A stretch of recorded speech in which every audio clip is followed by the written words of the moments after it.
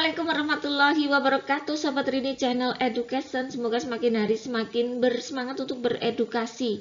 Video kali ini kita akan bahas mengenai 3 penentu kelulusan seleksi akademik PPG dalam jabatan tahun 2022. Bagi Anda yang telah melakukan seleksi akademik PPG dalam jabatan, Anda menunggu 2 keputusan.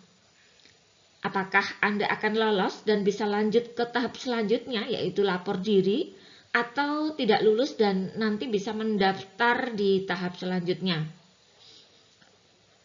3 penentu kelulusan seleksi akademik PPG dalam jabatan tahun 2022 berdasarkan data empirik itu ada 3. Yang pertama adalah passing grade seleksi akademik PPG tahun 2022, kuota PPG dalam jabatan tahun 2022, dan yang ketiga adalah skala prioritas PPG dalam jabatan tahun 2022 berdasarkan Peraturan Menteri Pendidikan dan Kebudayaan. Belum terdapat informasi resmi terkait passing grade seleksi akademik PPG tahun 2022, namun kita bisa melakukan analisis berdasarkan passing grade UKM PPG tahun 2021 dan passing grade seleksi akademik PPG dalam jabatan tahun 2021.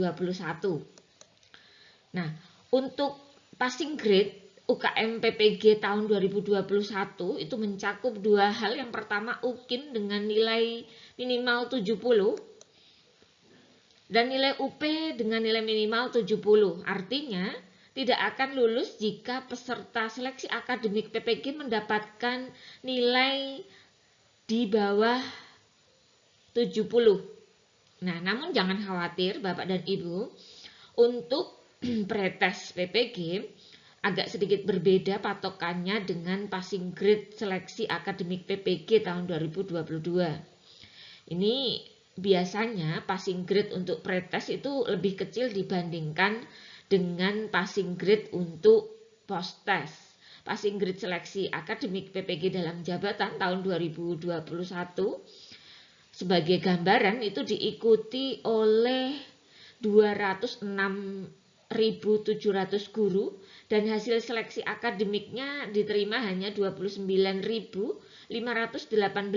Nah, ternyata yang lolos dengan skor nilai total minimal 55 itu belum memenuhi kuota ya, sehingga terdapat kuota tambahan peserta yang nilainya itu 51 saja pun bisa lolos. Jadi berdoa saja Bapak dan Ibu. Meskipun nilai kita di bawah 70 tetap bisa lolos. Kesimpulannya, target pemenuhan kuota PPG dalam jabatan tahun 2022 ini mempengaruhi besar kecilnya nanti nilai pretest. Nah, berikut ini adalah rekapitulasi hasil seleksi administrasi PPG dalam jabatan tahun 2022.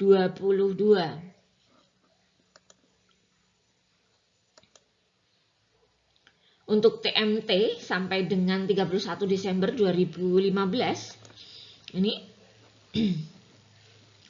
calon pesertanya ada 326.462 dan TMT 1 Januari 2016 sampai 1 Januari 2019 itu dengan calon peserta 65.068, sehingga total calon peserta itu adalah 391.530. Untuk kuota PPG dalam jabatan tahun 2022, datanya adalah sebagai berikut. PPG dalam jabatan angkatan 1 TMT di bawah tahun 2015 itu terdapat 20.000 peserta. PPG dalam jabatan angkatan 2 itu 20.000 peserta. Sedangkan PPG Dajab tahap pertama semester TMT 2016 sampai 2019 itu sebanyak 36.000 peserta. Sehingga persaingannya Itu untuk kuota TMT sampai dengan 2015 40.000 dengan lulusan seleksi 326.462. Kuota TMT sampai dengan 2019 adalah 36.000 dengan lulusan seleksi sebanyak 65.068. Nah, persaingan tersebut itu belum ditambah lagi dengan calon peserta PPG dalam jabatan tahap 2. Nah, untuk itu persaingan tersebut nanti masih ditambah lagi dengan calon peserta PPG dalam jabatan tahun 2022. Nah, berarti memang karena banyaknya peserta yang nanti akan terbuang, ya, dengan tidak seimbangnya peserta yang lulus administrasi, ya, dengan nanti yang mengikuti pretest dan dibandingkan dengan kuotanya, maka akan banyak sekali peserta yang dibuang. Maka dari itu, ya, kita harus bersiap ya menerima hasil yang terbaik. Sebelum membahas prioritas PPG dalam jabatan tahun 2022 berdasarkan Permendikbud, maka kita perlu melihat lagi pola penerimaan mahasiswa. Program PPG dalam jabatan itu dilakukan menggunakan pola penerimaan yang berlaku secara nasional dengan ketentuan sebagai berikut. Yang pertama, Direktur Jenderal atas nama Menteri menetapkan kuota nasional mahasiswa program PPG dalam jabatan. Direktorat Jenderal memberitahukan kepada Dinas Pendidikan tentang pendaftaran calon mahasiswa program PPG dalam jabatan. Dinas Pendidikan melakukan sosialisasi tentang program PPG dalam jabatan kepada guru calon mahasiswa program PPG dalam jabatan.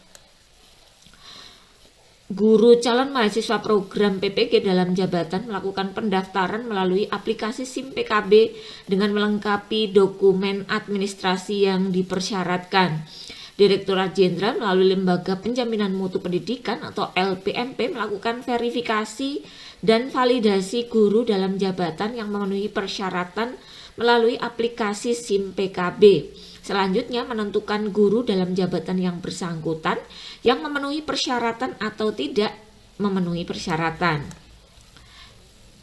6. Direktorat Jenderal melaksanakan seleksi akademik berbasis daring domisili.